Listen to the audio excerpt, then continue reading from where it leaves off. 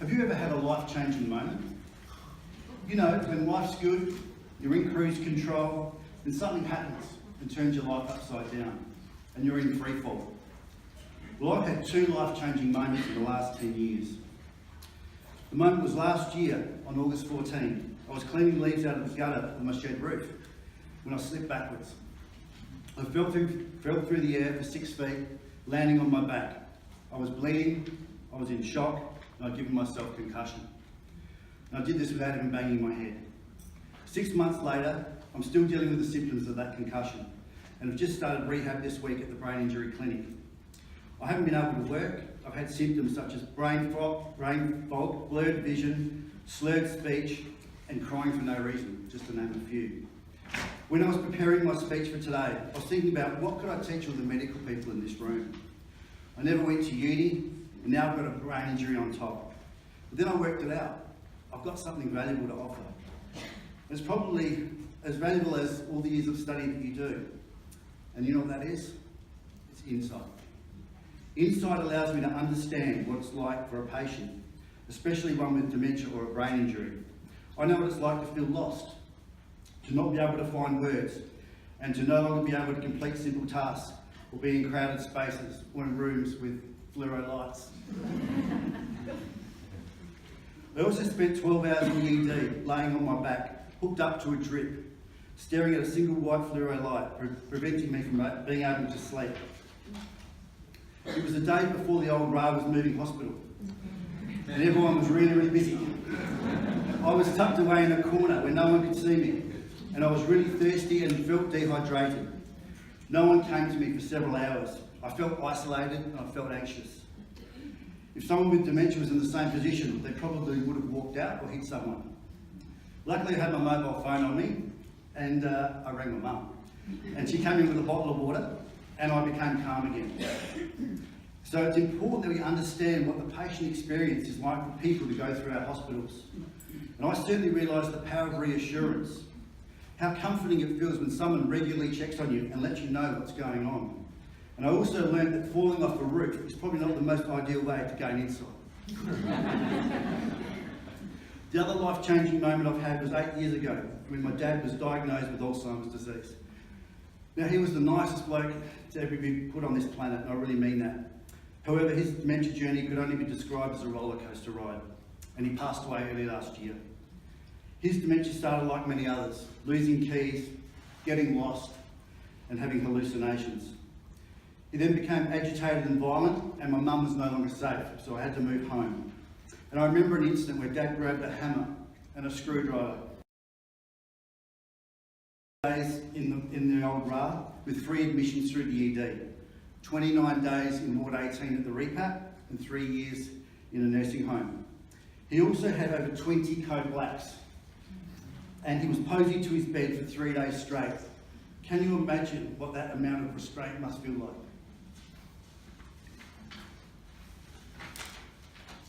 During Dad's time in hospital, I realised how expensive it is to care for people and how many hospital resources he was actually using. You just have to do the maths. 20 code blacks times 6 guards, there's a guard on the door, and nurse specials running 24/7 for weeks on end. And this is just one man with dementia.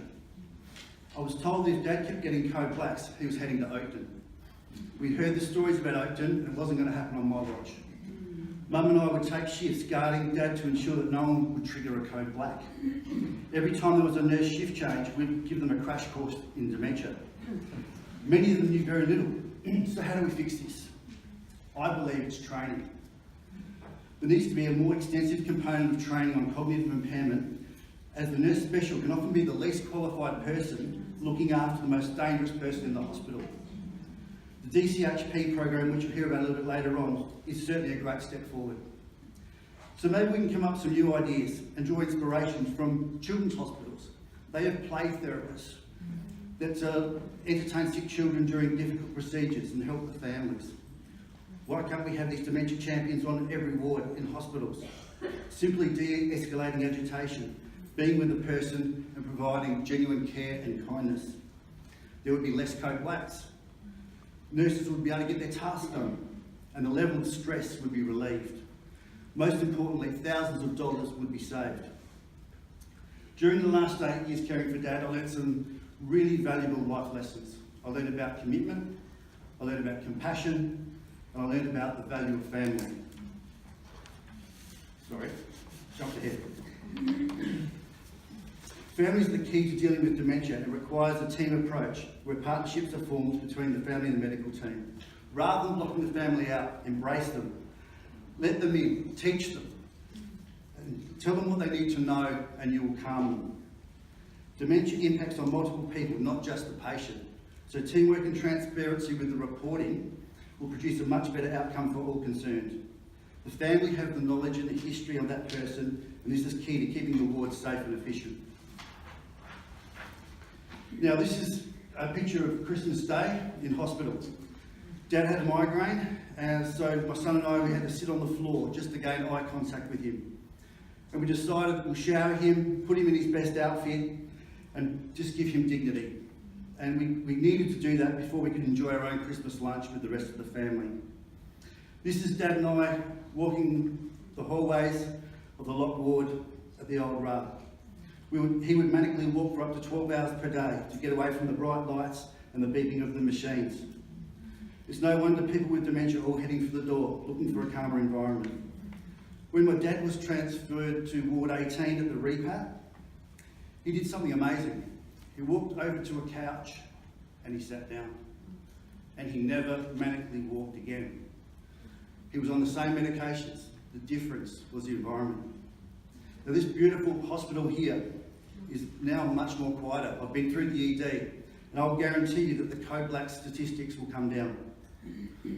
Now, I just want to change the pace a little bit. I want to teach you a new acronym because I know that all you medical people love your acronyms.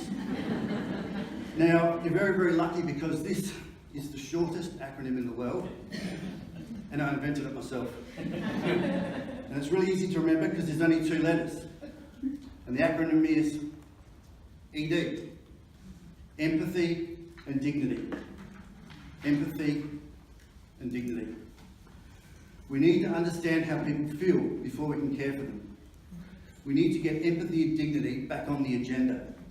A great place to start is the 10 Principles of Dignity in Care, which has been championed by Louise Hoytzenroder, just over there. It can be found on the Dignity in Care Australia website. I personally witnessed a great example of empathy and dignity at the old nRAH by Dr. Robert Prowse. When my dad was first admitted to hospital, he was the first doctor we spoke to. He got to know Dad. He created a connection, and he also gave us, the family, the chance to talk and tell him where we were at. And he involved us in the process and the decision making.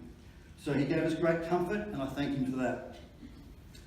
I would also hope that the decision makers and health planners have the courage to innovate with a more contemporary model of care, where hospitals adapt to the patient and not the other way around.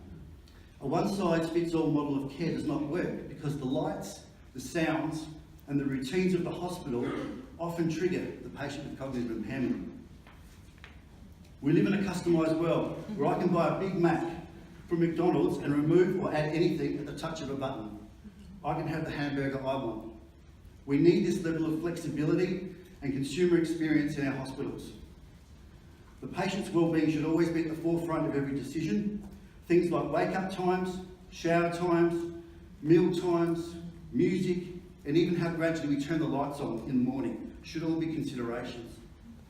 Our EDs have become a destination for people with dementia. Why? Because they've got nowhere else to go. The time has come for purpose-built facilities for people with BPSD, complete with specialist dementia nurses. You know the ones that want to be there. We also need facilities for people with younger onset dementia, because they clearly have a different set of needs. And they probably won't want to watch the nRAH Live in Melbourne DVD like the older people.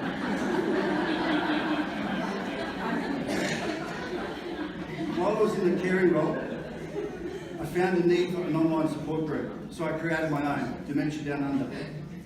It has become a valuable resource to over 1,200 families and is growing rapidly. We've become a positive community for supporting each other, sharing knowledge and breaking down the stigma. I encourage you to join our Facebook community and share this website with families in need. Can I just finish by saying that I'm in awe of the amazing work that all of you do. And I want to remind you that you have the power to make a positive difference in this world. As doctors and nurses, you are the people we look up to.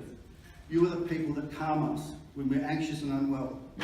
We expect you to make accurate and informed medical decisions, but we also want you to make us feel important and that we matter. Sometimes genuine care and kindness has greater healing properties than the medications prescribed, many of them which have no guarantee. And can I just ask for one small favour? The next time you see a patient with cognitive impairment, make sure you look deep into their eyes, even if they cannot communicate very well, because their eyes are the gateway to finding out who they really are as a person. Give that person 3 minutes of your time. Get to know them. Meet their family. Let them know that you genuinely care. This will not only change their lives, it will enrich yours. When you combine the clinical assessment together with knowing exactly who that individual is, the right answers will come. And when you walk away, you never know. You may have created another life-changing moment. Thank you.